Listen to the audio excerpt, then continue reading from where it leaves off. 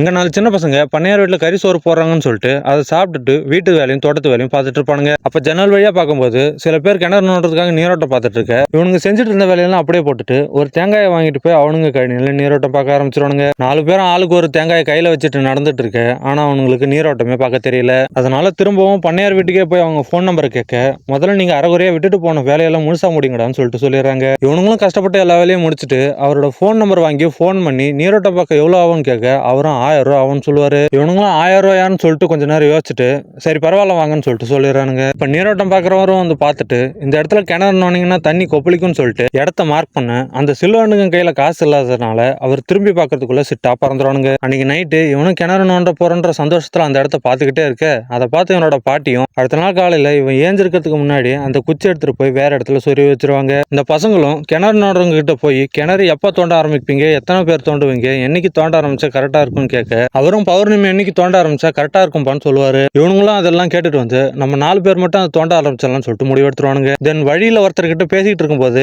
எங்க கழனியில நாங்களே கிணறு வெட்ட போறோம்னு சொல்ல அதை கேட்ட அவரும் முதல்ல கழனி இருந்தா தானே கிணறு வெட்டுவேன், உன் பாட்டி அந்த கழனியை விற்கிறதுக்கு தான் போயிருக்காங்கன்றத சொல்றாரு. இப்ப அந்த ரெஜிஸ்ட்ரேஷன் பண்ற இடத்துல பார்த்தா பாட்டியை ஏமாத்தி அந்த இடத்த மட்டமான ரேட்டுக்கே வாங்கிடலாம்னு பாக்குறாங்க. இப்ப கரெக்டான டைம்ல அந்த பையனும் வண்டி எடுத்துட்டு வந்து நடுவில் விட்டு எல்லாரையும் கீழே தள்ளிடுறான். இப்ப வீட்டுக்கு போன பாட்டியும் அமைதியா உட்காந்துட்டு இருக்க செம்ம கோவத்துல இவனும் ஒரு கட்டையை எடுத்துட்டு போய் பாட்டியோட மண்டையை உடைக்க போறான்னு சொல்ல அந்த பாட்டியோ சாப்பாடு சூடா இருக்கியா சாப்பிடியான்னு சொல்லுவாங்க. இதை கேட்டு அவனும் இன்னும் டென்ஷன் ஆயிட்டு வீட்டுல இருக்கிற ஒரு பொருள் விடாம எல்லா பொருளையும் அடிச்சு நொறுக்கிடுவான். அன்னைக்கு நைட் இவனும் வீட்டுக்கு வந்து பார்த்தா அவங்க பாட்டி பேச்சு மூச்சு இல்லாம இருக்க பாட்டி பாட்டின்னு கூப்பிட்டுக்கிட்டே கிட்ட வருவான். பார்த்தா அந்த பாட்டியோ கொரட்டை விட்டு தூங்கிட்டு இருக்கும்.